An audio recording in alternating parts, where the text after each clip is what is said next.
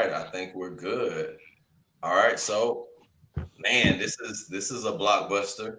This is a blockbuster event. We got 5 people, and so with 5 people, we're gonna be having a lot of different opinions, and I want them to be aggressive. I really do, because there are a lot of different things that we can get into, but specifically with this one being the other side of abuse, and I wanted a lot of different opinions here, and I wanted to make sure we had a female opinion, a lady's opinion, to make sure we're checking ourselves and make sure we're grounded in our opinion. But with that being said, I want to take about 20 seconds to do some sharing and make sure people aren't missing out. So with that, do your sharing, people. Be back in about 20. Okay. People always asking. People always asking. All these damn people always people always ask. People always ask. All these damn questions. People always ask. All these damn questions. All these damn questions. People always ask. All these damn questions. People always asking me all these damn questions, and they so confused. I don't know what to tell them. Why he do this? Why he do that? How you do this? How you do that? Hell yeah, I'm trying to do what I want, and I get good grades. That's why I wear these hats with A's. These people recognize that's why they stay up in my face. Cause people always ask all these damn questions. People always ask all these damn questions. They wanna know my play. They want.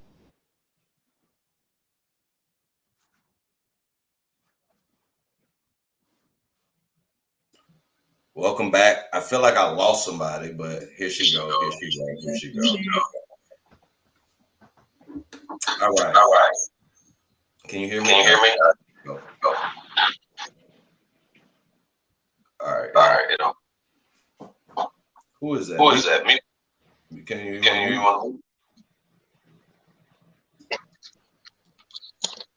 I guess everybody right now. Wait. So is it me? It's like a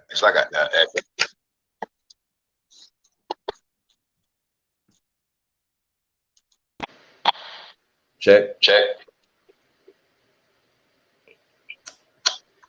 It sounds better. Now I'm echo. All right.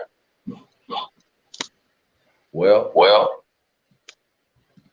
Welcome back. Okay, does anybody? Because that just popped up. Anyway, so we're gonna. So welcome to objectively aggressive, where we get aggressive. Today we're gonna be talking about the other side of abuse. I want to talk about the other side of abuse for a lot of different reasons. But as you can see, we have a bunch of people in this chat, in this group, and that means that we're going hard specifically on the side of abuse. Kyrie, that's something. Kanye, that's something. There was a recent statement about Stacey Abrams and the black man. That's something. The comments about Herschel Walker. There's a lot of different things we can talk about. But here's one thing I want to keep very, very, very simple. Black men specifically. I know we go through different things that we can't even talk to our parents about different generations. And it seems like we have no outlet. I made a post about being harassed for stalking and it wasn't to start anything. It was just to start a conversation. And so when I talk about abuse, I talk about the abuse of power on the other side. Men, this is a misogynist world, but there are some things that go silent with us. So with that, I want to kick it to Dr. Ham. And so when you think about the conscience of man and how we exist, we have to be strong and be providers. And there's a lot of pressure on women. Can you talk about the pressure that you see that falls on men and how society has evolved into what you see now? Yeah, man. I think it goes back to the saying that you're only as strong as your foundation. And so when you see men, there's a quote from brothers says it's easier to build strong children than it is to fix broken men. And I think that idea still permeates because for the first time that we're seeing that men are growing and learning in public places where getting the information beforehand. Doc, we gotta pause. We're getting bad echo. So here's what I want everybody to do real quick. We gotta take about 30 seconds to get it together. I need everybody to leave the room and come back in. Do you know how to do that?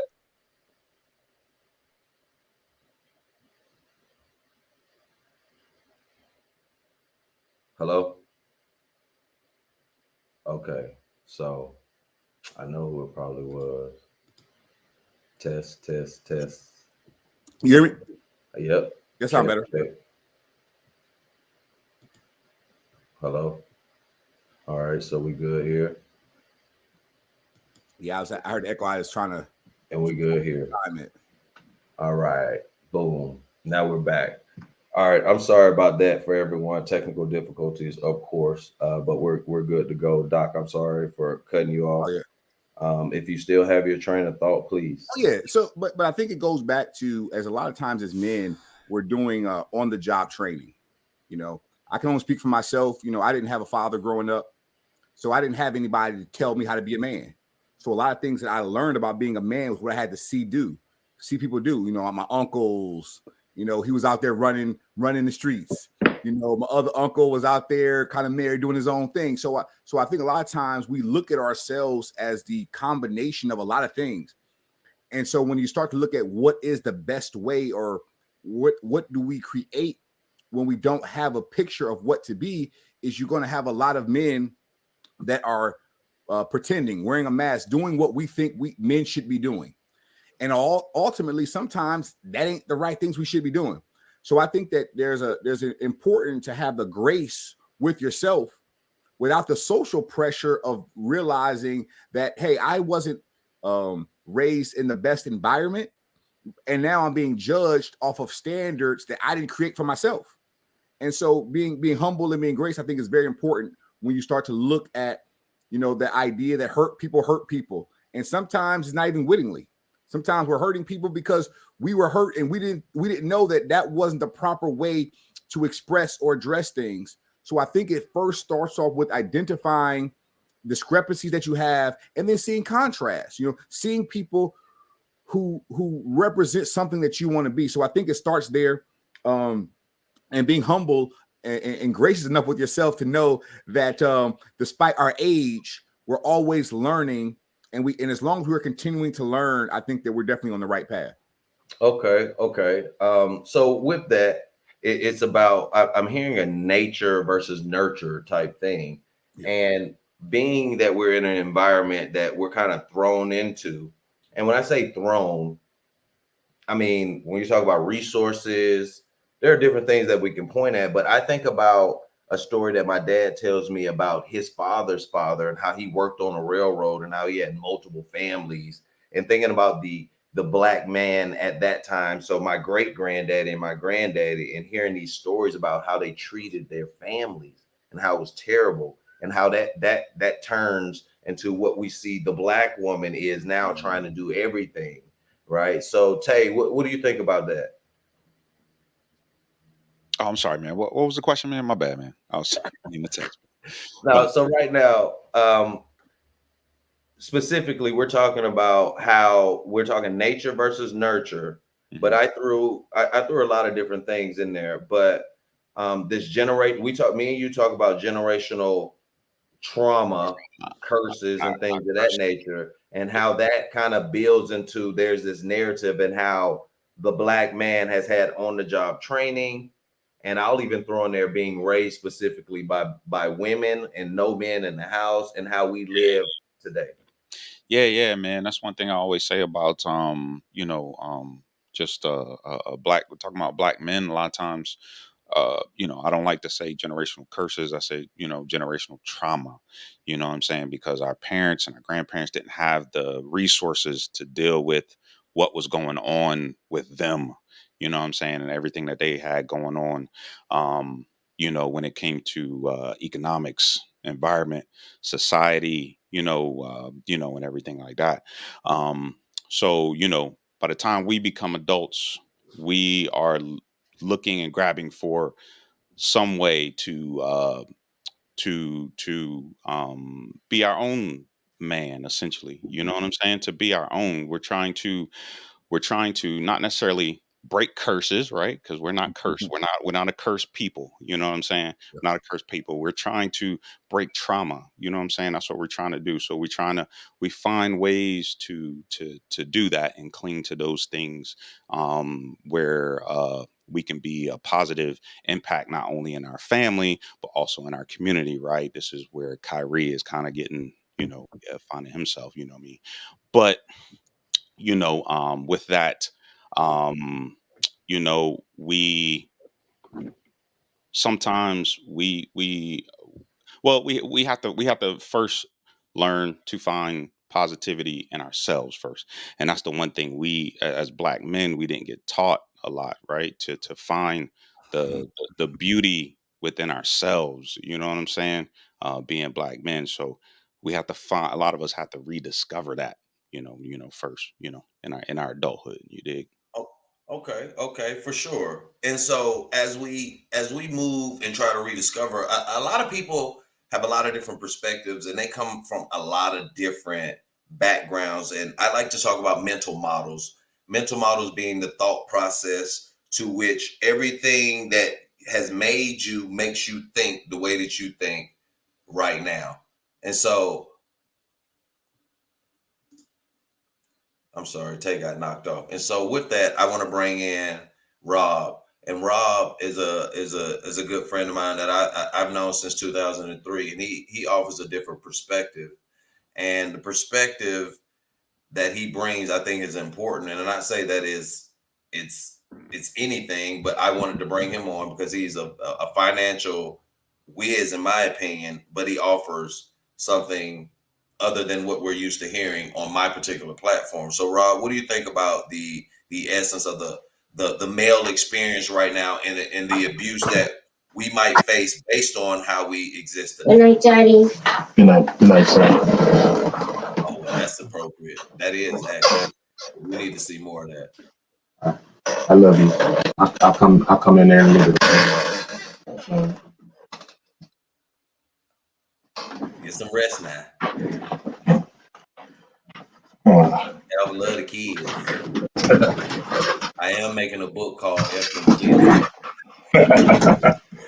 Yeah. Sorry about that, man. So my framework, or my I guess you would call it epistemological underpinning is of the Christian faith. I was blessed enough to have my father around. My father, one of the best things he did for me was love my mom extremely well. I was excited to go back home on leave and toast their 41st wedding anniversary. Congratulations. This past December. And so having that father figure there for me was extremely important, undergirded by a Christian faith, because as a young boy, man, we face life immediately. You have to bring some kind of value. We grow up awkwardly. Girls don't think we're attractive right away because we hadn't grown and there's a point of tension that comes with that, and you have to decide how you're going to address that. Are you going to do what you see all the other cool kids doing, or do you hit the books? And so, fortunately, growing up in the 90s, we kind of had a little bit more larger friend circle. So it was always easier to find people you could associate with, even if you weren't as cool as everybody else. So I grew up like I grew up a Christian nerd, and Steve Urkel was my spirit animal, right? And so I graduated. college. I didn't really come into my own until I got in the military. So, I think I saw some of that development, Rob. I think I saw. Yeah. I mean, we us four besides our lady counterpart here is serve, and I think correct me if I'm wrong. Did you serve at all, Jinea, or no? I did not. But you come from a family of service. Right. I come from a military background. Okay. And so as we segue to you in just a minute. So Rob, how do you feel like your perspective lines up with the current? Does it fall with the general populace? I'm not saying that you think like everybody. Do you tend to be going against the grain? So how do you feel as a man in this society? Black, whatever. I don't think we necessarily go against the grain. If you talk to a lot of middle class Black people, there's some spirituality there. It doesn't necessarily have to be Christian faith, but they all adhere to like some sort of faith, family, freedom type perspective. And so a lot of one of my favorite economists, Thomas Sowell, says, and where you find a family where the mother and father are both college educated, those Black families make just as much as their white counterparts. And so in Black America, there's not as many families in that category. So I don't think I'm that much different from a lot of other families, but maybe some of those perspectives are the same. But then like Ham and Tay were talking about in their upbringing, my upbringing was different. So that also shapes those perspectives that Ham and Tay were talking about earlier. That makes sense. So I'm not that much different. Roger that. And that's not, I just want to, as we have a lot of different opinions going on right now, and this being your first time on the platform, I just wanted to make sure as we move forward, your voice is known and cut out how you are. And that's not the spotlight. It's just to give you your time to shine. I don't know what the hell that is, but it's going to die. So, Jinea, we talk about a lot of things, and Jinea is important in this conversation, and not as the female perspective, but as a perspective of being tied to my hometown. And there's a lot of reinvention that's happened in 20 years. But it's, I just recently did a podcast with her Sunday. We did a quick little, some before I left, and it was good. But she talks about a lot of things on her podcast and has a great voice. And Jinea, what do you think right now, before I get into this sweet serenade of everything, because this is kind of the preface, what do you think your perspective on the male experience, and we'll say Black male conscious specific, and the climate to which we're living for your Black male counterpart and your male counterpart? So what I can say is, if we think back to when we were growing up, most of us grew up born in the 80s, raised in the 90s. That's when Black fathers really began their absenteeism. And back then, it was not as large as it is now, because, now the numbers are like 64% of Black men. Back then it was around 35-40% of Black men that weren't in the home. And so the boys then were raised by mothers, and you had a mother who was either working and out of the home, or a mother who was possibly receiving some kind of assistance. And so because of that, we have to think back and think about that voice that men heard. And so if you were not hearing that male voice, you were then in turn raised by a mom. And so for me, being a mother, and this is coming from firsthand experience, for children, you're not giving a manual to life, you're giving your mother's voice. And so whatever impact your mother had on you is really just, it's passed down through the lineage. And so when we talk about environment and we talk about how people were raised, it touches back on trauma that the mother had. And so if she had trauma, that trauma is then being placed in her children. And so when we talk about men, we're talking about a brokenness that was already there from the womb. And so now you have to grow and try to cultivate your own identity. But like you all were saying, you don't have the resources. And then if you do have the resources, you don't know whether or not you need to go to the positive reinforcement or straight off into the negative. And so you're left with that question. And since you don't have that parent, you're left to do it alone. Okay. Okay. I like that perspective. That's important in the sweet serenade and understanding that the abuse on the other side can come in a lot of different ways. So I was recently watching. Is there music playing? Where? That might be mine. My kids go to sleep to music, man. Sorry, I'll mute. Yeah, it's cool. I was like, this is great. And so, I was recently watching Mind Hunters, and and I watched that for the psychological understanding of things, which is the FBI behavioral unit. And you talk about Dahmer, and they talk about how these guys. Now we're talking about white guys who are serial killers are formed because they're the negative experience that they had from their mother. Right. And so, and like just demeaning experience. And so I'm of the thought when we talk about nature and nurture that there are some things that are just put in people. We're talking about seeds. We're talking about trauma. We're talking about, if people want to say curses, there are things that are fed into kids. And if there's not an emotional love tank that's felt properly, that it can go any different way, white, black, whatever. And so, as we saw in Dahmer, like a crazed person could live in the black community and tear it up, and that was let to happen. And I say all of that to say, the limit of power that a man has, it comes to the resource. But when we talk about the power of emotion, men aren't necessarily taught to show emotion,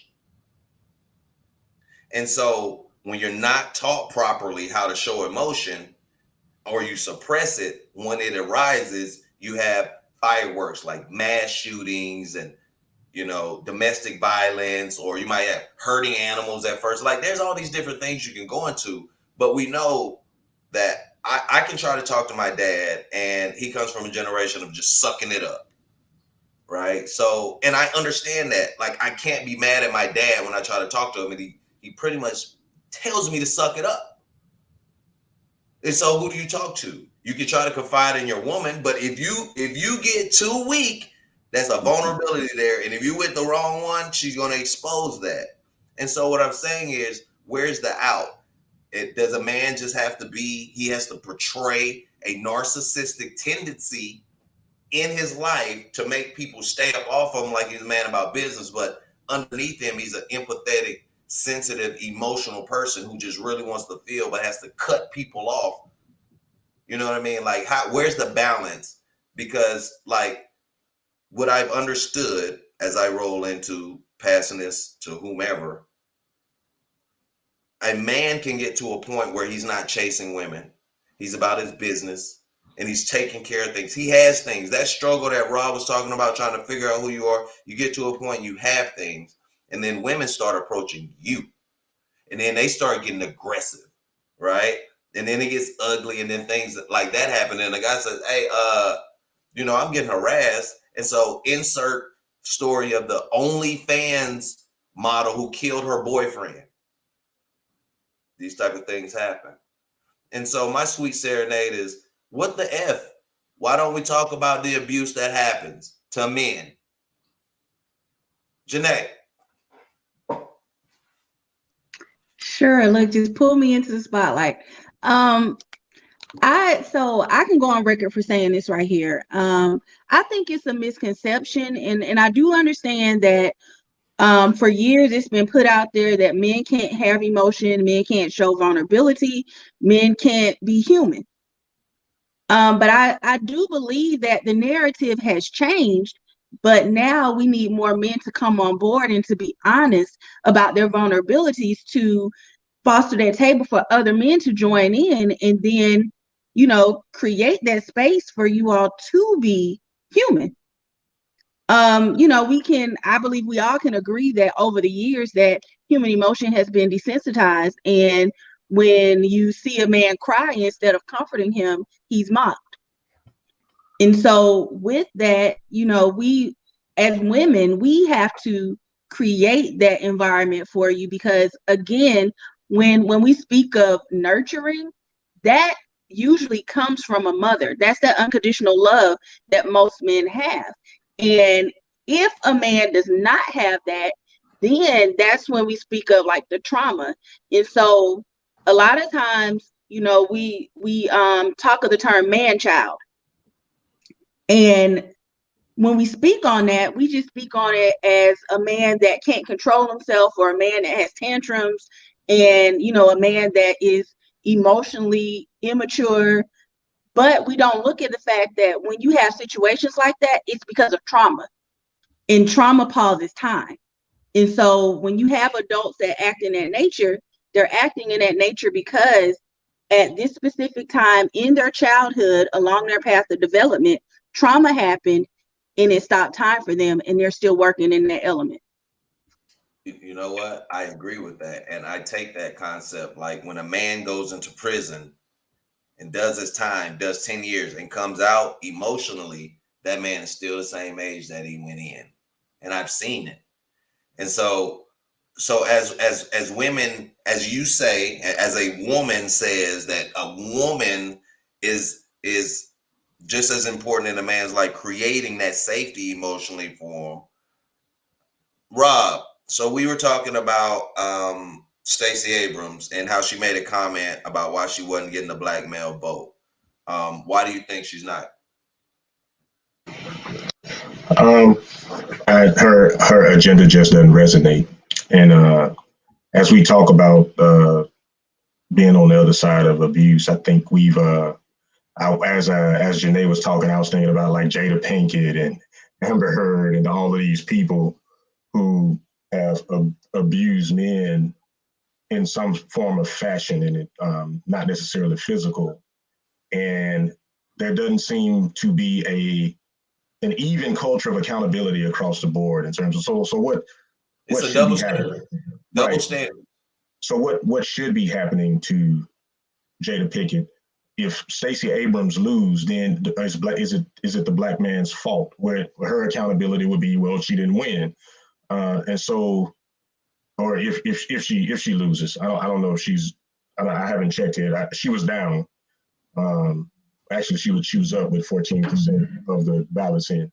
But what feedback loop do women have within the culture or whatever to say that, hey, this is probably not the right thing? Because from a man's perspective, and I guess this is where we get a little bit objectively aggressive, is it feels like black women will support black women no matter what, even if they're doing something that they ought not, that they ought not do, or if there's dissent, it is not as loud as the support.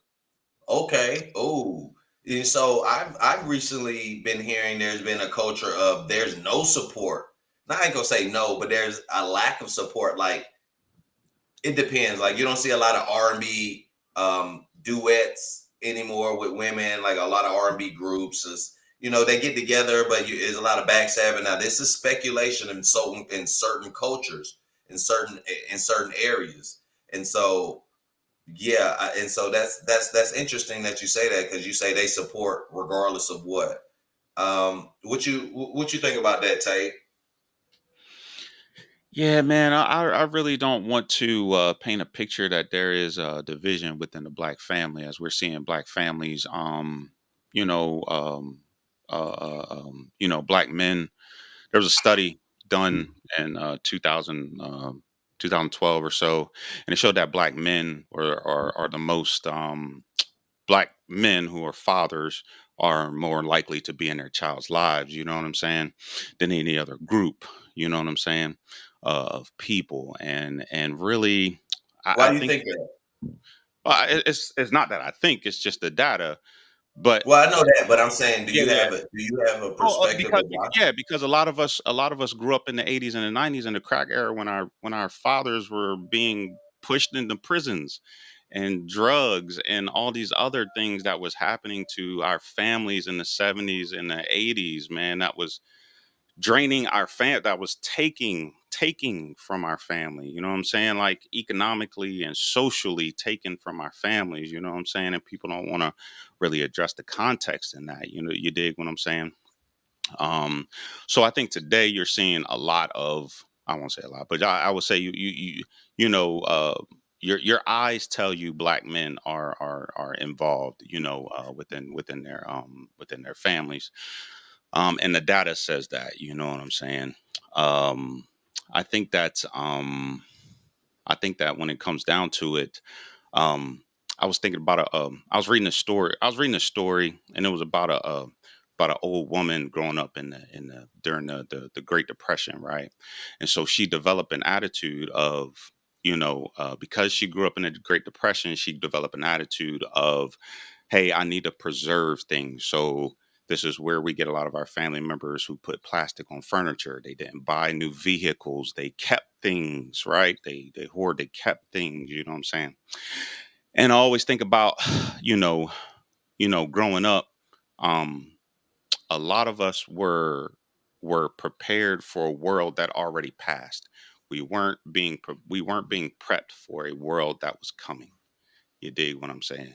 And Yeah. so a lot of us today who are, you know, black men are preparing our kids for a world that's, you know, for the future, you know what I'm saying? For the future. Yeah, development for the future. So I land my plane saying that I don't think we're as divided as, Yeah. you know, as things seem. There is ideological differences, push and pull, and a lot of that has to do with economics. It really has to do with economics. You know what I'm saying? Right. And instead of fighting over who's making what and who's valued at this, you just come together, man, and be people, man. Like yeah, it just doesn't make sense, man. It just doesn't And make sense. and I love that. And so in this sweet serenade, as I pass it to Doc, we need it. So what I'm hearing you say, and I agree, Tay, is we, like we're doing right now, we need to all together show a unified front, because there are some shortfalls in the community, in every community, right? But to address the problem and don't have a solution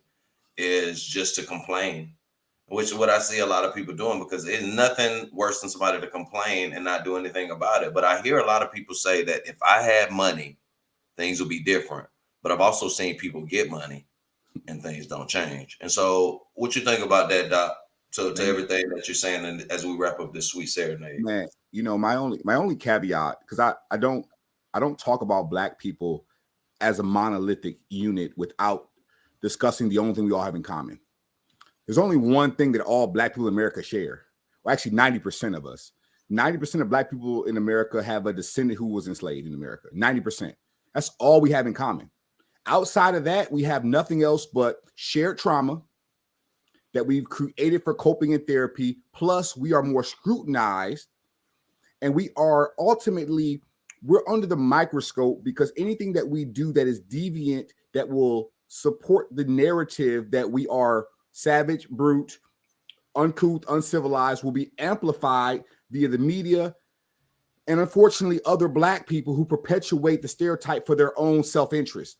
And so what I'd say is that the reason that you don't see the solidarity, which I think is more important, because as a black person, you can say no comment. You know, I don't have to comment on what's going on with every black person in America. It ain't my Man, business. most black people want to say something, No, man. but let's talk about that, because that's what's called meritorious manumission. The Ooh, idea that get the dictionary out now. well, no, because so they passed laws that created incentive for us to tell on each other. Yeah. And so because of that, the culture is still today. It's like, if I tell on you, I can get less jail time. That's meritorious manumission. So these laws were created to bring division and fracture us. Okay. And so when you talk about trauma, what I don't like happening is I don't like black people who have been further removed from slavery than other black people. Because that's all you have. Your people just got slavery quicker than mine. And I'm talking about mental slavery. Because there are people who are still enslaved mentally, even though the chains have been removed from their hands. And so what I find out is that it's unfortunate when we have to comment on everything that black people do. Like what other group does this? What other group of people has to comment on everything that happens in their community? You don't see it with anybody, because we're all connected in this idea that our shared trauma is comforted by us communicating with each other. So like Tay said, if it's monolithic and you're going to talk about Black people in a group, you must first discuss the only reason we are a group here in the first place. The only reason we were a group here in the first place is because we were here involuntarily, right? And so I think that goes back to this idea of the family structure. And when you talk about abuse and trauma and the effects of trauma, it's just because you have been healed, Black man, this other Black man hasn't been healed. And to your point about, I think about religion, because he talked about there is a utility in religion. I do believe that it has a purpose. Me too. It has a purpose. However, it has not been used for its correct purpose here. That's my opinion. It has not been used correctly. It has been used as a tool to enslave our minds and promise us an afterlife promise, and don't worry about what's going on right now. And that's my biggest takeaway, is like, I don't care about what you believe. I don't care if you think you're an Israelite. I don't care if you're Islamic. I don't care whatever religions, wherever you pray to the sun. I could care less. I only care about one thing, is that we got the same enemy. And when it's time for us to come together, put your Bible down, put your Quran down, put your Taoism down, and let's get a strategy, because the people we up against got a strategy. And his strategy is for you to be a Baptist, you to be a Lutheran, you to be I don't care about none of that. You are a Black person who have a common enemy, and we need a common strategy. And this divide and conquer has been so pervasive in our minds because we don't know how to make strategy, because we're waiting for the sky to open up and our salvation to come out the sky. And you better open up your chest and come from there. That's my opinion. Boy, let's pass the collection plate around for. Oh, I know, man. I mean, for the Reverend Doctor. Listen, Bishop Reverend Doctor. That's a mic drop. Just drop the mic. That one was hot. So that one came from the good Dr. Reverend Ham, and we appreciate that for sure. Man, let's take a second to process that one. Okay, man. Yeah. The collective being that we're all here because of slavery. And when you think about what was happening in Africa, like there were different tribes there.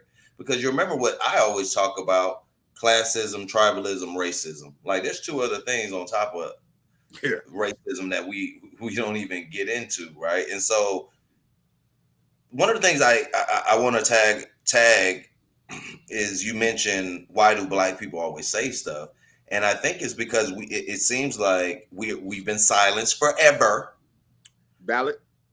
And the appropriation of Black culture, it runs so deep. It is like at some point in time, we couldn't say anything. And now we're to a point where we're in this neo-slavery, to where if you send a post about a movie that whatever you just push and it's like, hey, hold up, you can't send that. Matter of fact, since you send that, you need to do all this stuff to say I'm sorry. And it's like, oh wow, right? It's like, I thought, you know what I mean? Like, who the hell has to apologize? I ain't never. Where the hell is Brett Favre at, yo? Where is he? I have to go look this up, right? Because this is not going to be on the news, right? Yeah. And so, confident opinion being like, first of all, my confident opinion for everything's bullshit, right? Because you can make an argument to anything. And so I hate how we're divided, but I hate how when we come together, we just come together superficially, and it's always in trauma. But right now, look at us. We come together in unity to talk about this abuse of power. This abuse of power, that, when I say abuse of power, meaning leverage. Everybody's fighting for some sort of leverage. And so as a man, you can't give up any leverage to anybody. Hell, even your woman sometimes. But they have these statements like happy wife, happy life. Why? Because the woman is emotional. right? You Like say that's happy. You say happy house, happy spouse, happy house. that's That's what what you you say. say, because it's both ways. Because if that man ain't happy either, then it's gonna be ugly. But with that being said, the confident But opinion is that it's the goal happiness. Because if the the goal goal is is happiness, if the goal is to be happy, then you've already been conditioned to what happens to you. Happiness is a conditional statement about, if I happen to find $100 on the ground, I'm gonna be happy. If I happen to lose $100, I'm gonna be sad. I think we have to get out of the goalpost a bit of happiness, because it's too flippant. We don't control the things that happen to us. What we have to get into this idea is that I have duty, responsibility that comes first. Once those are done, like I don't, my kid got to eat whether I'm happy or sad. And so we have to make sure that we're not making happiness the end state. okay. It should be something we do along the way. Yeah, man, All and the piggyback. Sorry, man, and piggyback on No, what go the ahead. doctor's saying, man. That's one thing. When my wife asked me something when I got married. When we got married, she's like, "What do you want? What do you want? In our marriage?" I said, "To be happy." You know what I'm saying? But that wasn't something my wife could give me. That's something that I have to create. We're always looking for other people to create, joy for us, and we don't create joy for ourselves. You know what I'm saying? And this is what men do, right? Men, we don't, you know what I mean? We make it taboo to be both masculine and feminine. We don't know what that means, right? Not understanding that there is a sun and a moon for a reason. You dig what Yeah. I'm saying? So, you know what I mean? So, and all of those things have an effect on you. You know what I'm saying? So that's all I'll say, man. Oh, I like that. Real quick, as I slide the confident opinion to Rob here, confident opinion being that we need to teach a lot more emotional we just need to teach people how to deal with emotional decision making. There you go, emotional intelligence, just Good luck. moral consciousness with the emotion and that's one of the problems with men. All right, Rob, what you got? Confident opinion, no cap, buddy. Yeah, well, my confident opinion is going to kind of come from what your good Dr. Ham was saying. When you bring up emotional intelligence and happiness not being a condition, and there's the duty and responsibility, and I always go back to what mind frame undergirds everything that you do. For me, it is the Christian faith, and so when y'all talk about there is utility in religion, that's really one of those things. So a man that's devoid of some sort of belief system has no reason for why he do what he does to a certain degree, or a more above the surface reason other than what they're confronting right now. And so they move based on what they confront, not some overarching narrative that a religion or a system of thought gives you.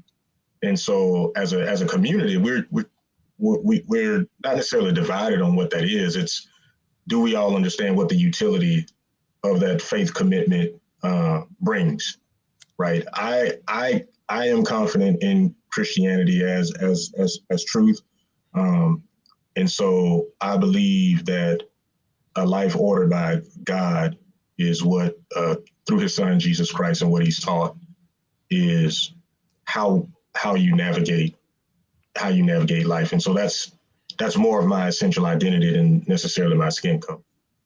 That's my confident opinion. What you got, Janae?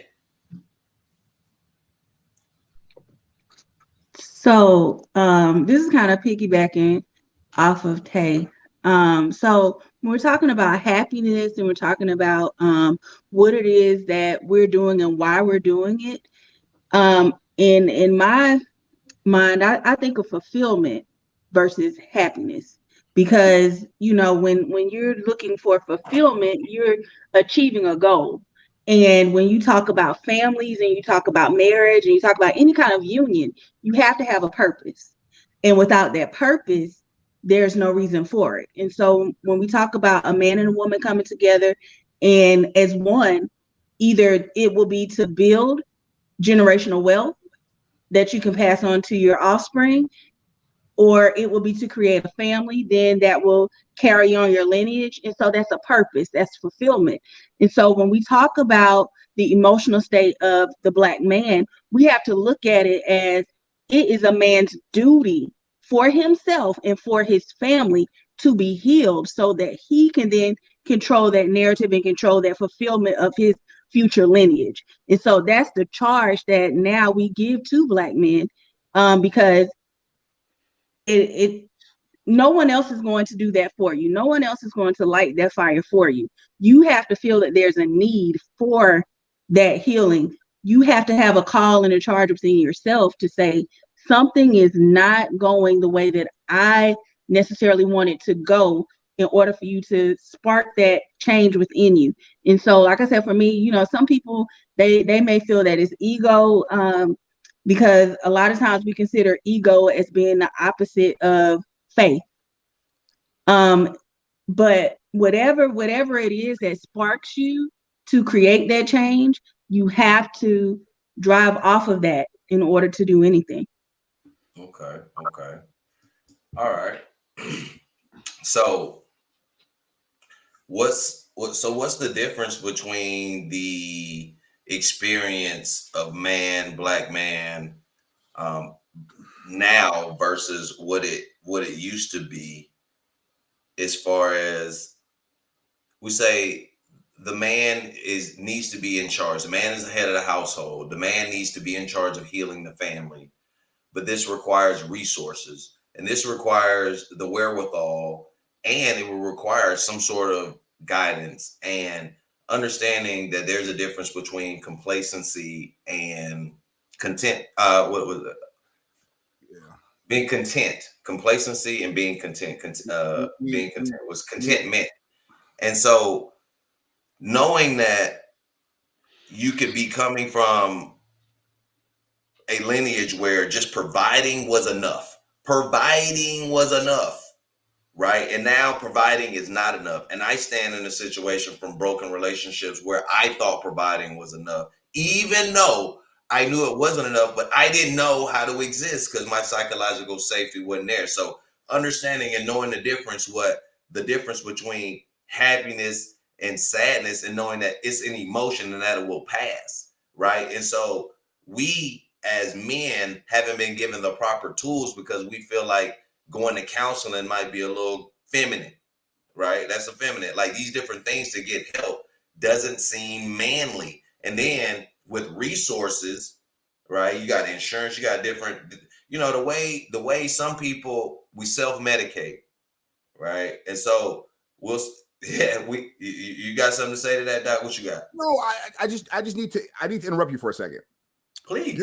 What you're talking about is the Eurocentric idea of what a man is supposed to be. The idea that the man is look at the animal kingdom. Who does the hunting? The lioness or the lion? Ooh. If you go to Afrocentric mindset, the woman was the gatherer, was the provider, was the nurturer. The man's job was the safety protector. So we have to make sure that we are talking about Eurocentric ideas of capitalistic idea, go get the money. Ooh. Which is fundamentally flawed, because ultimately the woman's job, if you read Proverbs 30 from the Bible, and you see what the woman's job, her job was to go to the market and get the food and bring it back and make sure that the house taken care of was the woman's goal. And so when you start to understand what the man's job was to do, it was to support her. And that I love doing that. God damn, I love doing that. But you have to remember is that the man virtue was measured by the wife's security. Right. So I was not measured by what I could do, it's what she had.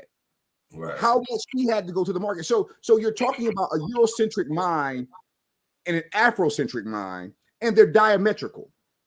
And so when we start to fundamentally understand that what we're seeing happening is that we're empowering people not just to be a provider. See, we've told men that as long as you provide, you're good. But there is, and this is my last point I'll talk about, is on the plantation, you could not take care of your woman. If the master beat her, you had to watch. You were emasculated, and she grew resentment because of it. She didn't tell you, but she resented you because you could not protect her. and you resented yourself because you couldn't protect her. So you ran away. If you look at the statistics of people who ran away from slavery, most of them had children and most of them that were married. It wasn't a lot of single people who ran away during slavery. The breaking point for most people who escaped slavery was they could not stand the abuse of the person they were married to. That's why they fled. That's why they left their children. Henry Bibb wrote a very good slave narrative about this. And he understands there's an emotion. So during slavery, you could not express emotion on the plantation, which is why the laughing barrel was there. There was a barrel of water, and if you wanted to scream, if you wanted to cry, you had to go put your head in that barrel and let out your emotion there, because any sign of emotion would result in harsh retaliation. So we learned how to internalize our emotions for safety. This is Maslow hierarchy, right? Mm-hmm. Maslow said, look, it was not safe to show emotion. So when did we ever learn how to do it? Who taught us? And so I think what we're seeing today is we're seeing people who were emotionally incapable because there was no utility in it. Because if it was going to get me lashed to cry or to yell, then I'm not going to do it. And my parents' job was to enforce that on me. Now, yeah, buddy. Tell me how that's not the same thing where you got folks telling, I know the dude crazy, but folks telling Kyrie he just need to shut up. I mean, even through all that, I know people say it, but sometimes I feel like I hear that slave thing, like saying "shut up" and just. I don't think it's shut up, man. I think it's that Kyrie's just misinformed, man. Like, you know what I'm saying? Like, no, Negroes, we weren't Hebrews. Like, stop that, stop it, man. You know what I'm saying? Like, look, man. A quote from Gary Carter G. Woodson, the founder of Black History Week, which later became Black History Month. He said Negroes want to be Hebrew, want to be Greek, want to be Latin, and they want to be Tutton. He was talking about Egyptian, but they don't want to be African. They want to be everything else but African. You know what I'm saying?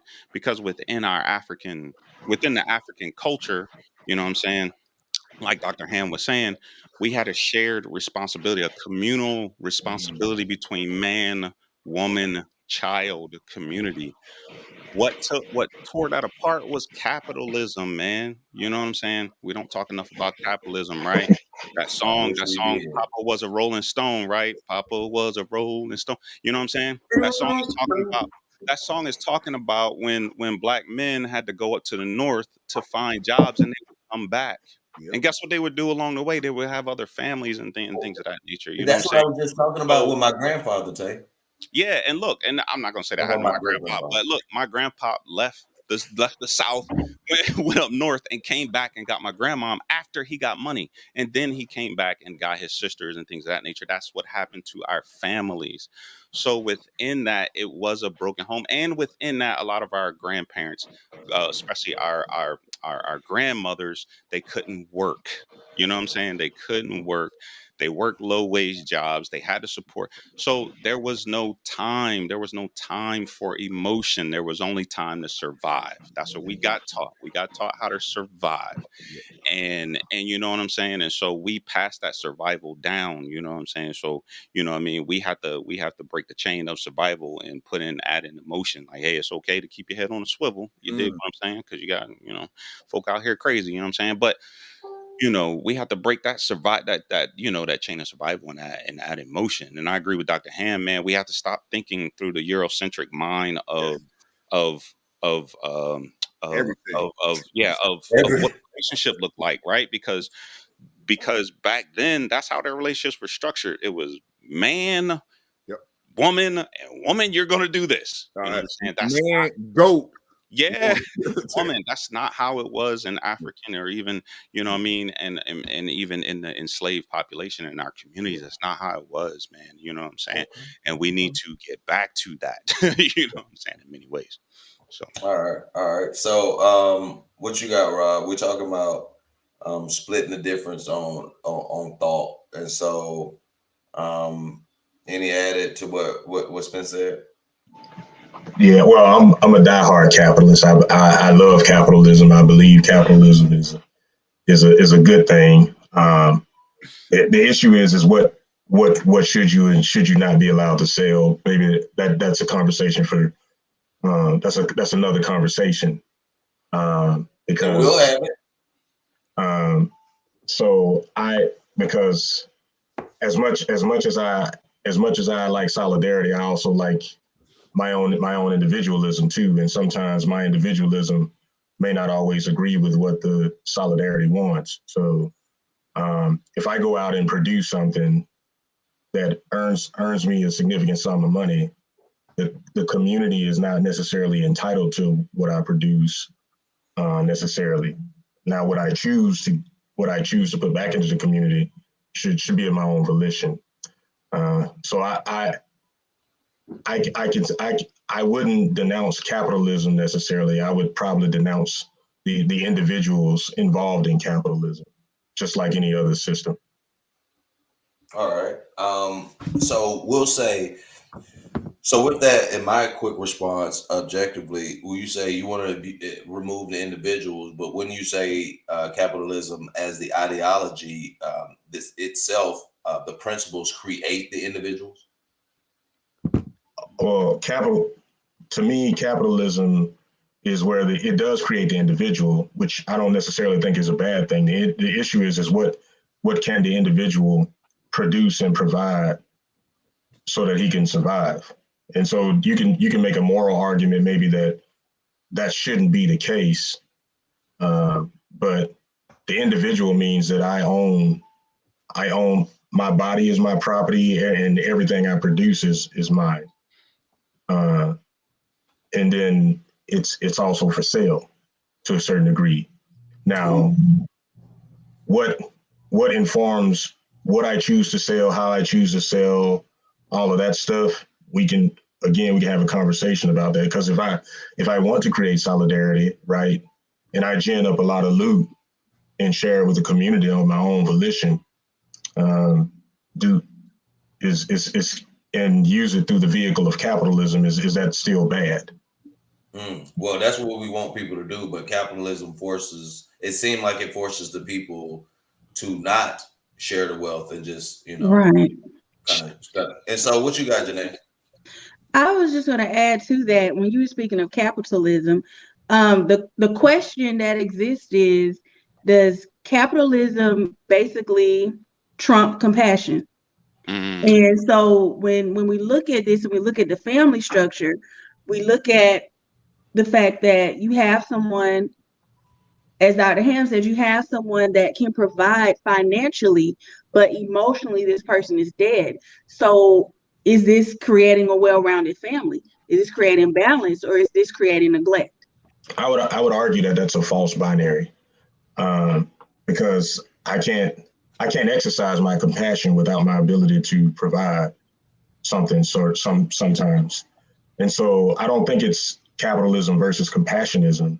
Again, you're talking about the individual, not necessarily the system itself. To me, capitalism is forced altruism, because in order for me to get something, I have to provide something that you want and willing to pay for it. So I don't think it's a compassion versus capitalism. It's compassion. It should just be something inherent within all individuals, whether you're a capitalist or not. So I wouldn't go that far. So this is my question to you, since we're speaking on capitalism. When we talk of this and we talk of basically a person's ability to provide, that is the big objective. We have to look at that and say that since that's the objective, can a person be bought? And so that's the questioning is, we speak on faith and on the structure of Christianity. In that alone, it was a price that was paid. And right. So again, it's not necessarily a problem with capitalism, more so of the restraint or the moral compass of the individual. Capitalism is a vehicle. So it's not, can a person be bought? I think anybody can be bought if the price is high enough or if the price is right. The issue is what, again, like I said, what underpins what you do. So if your faith can prevent you from being bought, your moral compass can prevent you from being bought. But to me, that's not necessarily a problem with capitalism, more so that the individual that's participating in that capitalistic endeavor. And so I think everybody, like, I listen to Dr. Ham, I listen to Tay. This is really, really good information. If somebody wants to pay to attend a class by one of these individuals, I feel like he should be paid to teach that information if people are willing to pay for it. And now I'm not saying that people being willing to pay for things is the reason to do or not to do something. Again, that's undergirded by each individual's moral compass. Okay, what you got, Doc? I just want to comment that, I've read Adam Smith's book, Wealth of Nations, and I find it interesting that it was created at the height of the slave trade. The only reason that I say that is because at one time, humans were the capital. And everything we do with capital now was done to people, even worse. And I think that the idea that slavery would have not been as worse had the capitalization being that we are the only people who pay to live on the earth. Like no other animal pays to live on the earth. We do. And even in the feudal times, people actually worked less when there was kings and queens because you only worked during the harvest time. I think the sense of capitalization is exploitation of labor. And it's exploitation because the goal of capital is to decrease the amount that you have to pay for labor. That's the goal. That's why jobs are going to China, because labor is cheaper there. And the capitalist job is to capitalize on cheap labor. And cheap labor will be exploited. That's why capitalists want immigration laws so they can get, you know how many capitalists are hiring illegal aliens for the purpose of cheap labor and then go in there and talk about immigration laws? Yeah, so the problem is that's yes, that's happening, but the issue is the problem that people find in capitalism is the incentives are perverted. To me, it's not necessarily the system. The incentives sometimes are perverted. So one of the reasons jobs get shipped overseas is because it's more expensive to do the business here. Yeah. And so that's to me, that's not an issue. That's not an issue of capitalism. That's a perverted incentive. No. But you got to remember, the capitalists, because we're not capitalists, we don't own the means of production, so we are not capitalists. Well, that's not all the way true. I think everybody's a capitalist. No. I mean, we participate in the system of capitalism. However, if you look at the definition of capitalist in the dictionary, it says he who owns the means of production. If you don't own the means of production, it's like an industrialist. You're not an industrialist unless you are in an industry and you own the factories and the things that make the industry. So I'm gonna tell y'all what y'all doing. Y'all are setting the stage for the next powwow that we need to have where we're talking about capitalism. But as we touch on that and how that affects our abuse conversation and the other side of it, Tay, close us out of this cocky explanation as I move into the money tip. We wrap up as we hit our hour and 5-minute mark. I mean, I guess my cocky explanation would be that I'm just go back to what I said earlier, man. We're not as no, I'm just gonna scratch that. Black men are not as broken as we think we are, right? Like we honestly have to be more positive, right? Not only do I have to see you positively, right? I got to see myself positively, right? I got to see Jinea positively. I got to see all Black peoples positively, man. And we are not as broken as we make it seem. The problem is that I'm gonna go back to capital. I don't know we talk about capital, but the problem is that consumerism and social media and all these other things are telling us that we are, because we can't, we're thousandaires trying to be millionaires, man. You know what I'm saying? We trying to buy wine with beer money. You dig? So we are letting other things tell us who we are, and we're not letting you four tell me who I am. You know what I mean? Right. In a positive manner. Yeah. You know what I'm saying? And vice versa. So, we just got to be more positive toward each other, man, and positive inward as well. Gotcha. Good stuff. Okay. Cochlear explanation real quick for me. Um, it's all distraction. Like everything that we're doing is a distraction because I'm always talking about authentic power, doing the soul work, and what that means. I know that seems kind of ambiguous, but it means finding your purpose and finding the purpose of which you exist to help give back to this world because we see the state of it. And so it's about helping the next person. And if we're talking about a man, giving people the psychological safety to be emotional and to feel, and that's on every aspect, to be able to go to do their job the next day. And when we say your job, I don't mean like your occupation in which you get paid, but your job to which, why are you on this earth? And I think it goes back to us not knowing who we are as people. And so we really need to know who we are. So Eurocentric, Afrocentric, these things are important because we need to know who we are. And so we need to know where we come from. And I think that's the big deal. I recently posted something about, did you know that there are certain lakes that exist, that there are black towns under them, right? Bunch of them.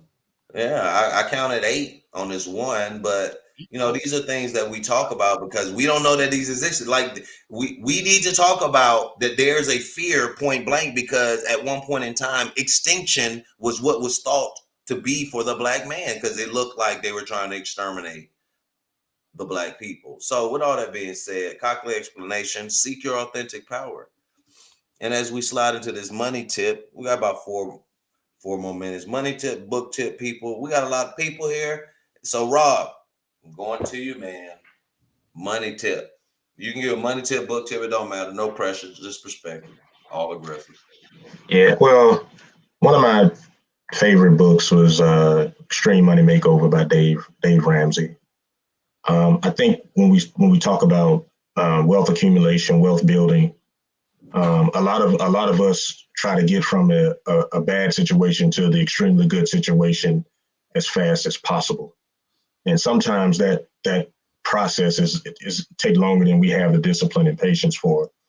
Extreme Money Makeover discusses the basic baby steps. Put $500 to $1,000 in the bank for emergencies. Pay off your debt. Start saving. I feel like just if we can get solidarity around those 3 baby steps, because you realize you make a lot more money than you think when you don't have as much of it going out. And so, even a lot of the things that Dr. Ham and everybody was saying is like, hey, just as you're on that journey for your authentic self, or you finding your duty and responsibility, your ability to earn and generate wealth and revenue for yourself allows you to expand the scope of that duty and responsibility. Paying off your debt, saving your money, accumulating assets, and saving for retirement. The Extreme Money Makeover book by Dave Ramsey does a really good, easy layman's, a 5th grader can pick it up. And if you just focus on baby steps 1, 2, and 3, eliminate your debt, have money for an emergency fund, and save 15% of your paycheck, you'll be miles ahead. Good stuff. All right. Who's ready for the next one? Doc, I know you locked. Go. So black people control 4% of the wealth of America. And that 4% is actually decreasing. And it will get even less. So I've studied Milton Friedman. I studied Thomas Sowell, Austrian economics. I studied socialist thought. The problem is greed. There's greed in every system. If Milton Friedman was alive today, he would tell you we're not capitalists anymore. We're corporatists. We are essentially a kleptomaniac. And so my book is The Revolt of the Black Athlete, because ultimately in America, if you are not an entertainer or athlete, wealth has been controlled here. So the reason that I have a problem with capitalism is because that 4% that we own, I don't care how much you save, will not be increased. It's going to actually go down, because the way money works is that it takes money to make money. And those few select Black people who we can point to who have been wealthy will be used to show the rest of us, why aren't you, Black man, doing what he did, which is a lie, because that's not how capital works. We all can't be billionaires by design because it doesn't work that way. And so that's my challenge, is that we educate ourselves. And I'm not saying that the best system is no system, because greed will be in all of them. And to your point, sir, I would rather be around a greedy capitalist than a greedy socialist, because a greedy socialist has no competition. Damn. So it's fair. That's good. Facts. That's facts, man. That is facts, man. You know, my money tip is, you know, we get ready to go into the Christmas holidays, man. Don't be out here spending money on stuff, man, that you don't need, man. You know what I'm saying? Spend money. Like, look, man, just look, man, save up some money, go on a trip. Go on a trip, go do things with your kids. That's one thing that me and my family did. One of the best things we did, stop spending money on Christmas, and we went on trips. We went to Greece early this year. We went on a trip to Egypt, which is dope. I'm trying to go back once that museum is built next year, and then we also trying to make a trip to the continent, to Africa, you know, to do that. So, you know, and don't spend money on a whole bunch of stuff. But my book tip is going to be how capitalism underdeveloped Black America. Manning Marable is considered is a historian, a Black historian, right? I would say that he's in the same mode as Marx and Engels. You know what I'm saying? You know, and that they're historians, but they're explaining how labor and economics and society and politics are all changing, and as how the proletariat, the workforce is, as Dr. Ham saying, has less. We keep doing things, but we have less all day, and we're making decisions, you know, at the voting booth that's going to give our generations less. You know what I'm saying? You know, I talk about the boomer generation. They're the worst generation. Like, they're terrible. They're greedy. And I talk about them, and I don't care what people say. They are greedy. They are a generation of folk. I'm gonna wrap up, but they're a generation of folk who benefited from their parents getting government help and government welfare, low colleges, They don't housing. They were able to buy houses. At 18, they had jobs. They had jobs paying $20 an hour. Their family was taken care of. And what did they do when they became 30 and 40 years old? They took it away from their kids. I do not like the boomer generation. Not all. Sounds like Atlas Shrugged. My bad, man. Ooh, I like it. You know, what you got? Hey, I could talk about capitalism. I'm gonna talk about something. I'm gonna go off on these boomers. Hey, next time we're going out with capitalism. We're gonna be it. What you got, Jinea? Bam. Look, and here I am. Here I am as the woman and the mother on the platform, and I'm going to bring it back to love. After you men have made all this money, I need you to get into the love language book, man. Love language. I push this. Kalvin and I would push this. Gary Chapman. A lot of people don't want to talk about this book, but it's important. In order for you to express love, you have to know how to love yourself and what speaks to you so that you can speak it to other people. And in order to do that, read the book, take the quiz, share your quiz with people that you want to love you correctly. That right there, we need to learn how to speak the right languages to each other. That will eliminate a lot of miscommunication. I co-sign that book. I would co-sign that book for real. That's how you make love logical. I got it. What's your primary alternate? Oh, mine is gifts and words of affirmation. Oh, you talking to me? Yeah. Are you asking me? Oh, listen, I have all of them, but my top one is words of affirmation. Okay. You the unicorn. I'm the unicorn. Look, I need them all. I need them all too. But honestly, right now, it might be acts of service. Ooh. You know, when you out here acting by yourself, you're like, can you take care of that? Damn, I need an assistant. Anyway. Look, listen, we talked about that with Kalvin. I need help. Yeah, help. Okay, all right. So we got about. I'm gonna try to be punctual with this. We got about 20 seconds. So my money tip, real talk, is I recently just put my car in Firestone, and what I do at Firestone is I get the lifetime alignment and I get the lifetime balance. And so what I'm able to do with that is I pay that fee, that one-time fee of pretty much 2 services at once, and then I can always go back and get it done.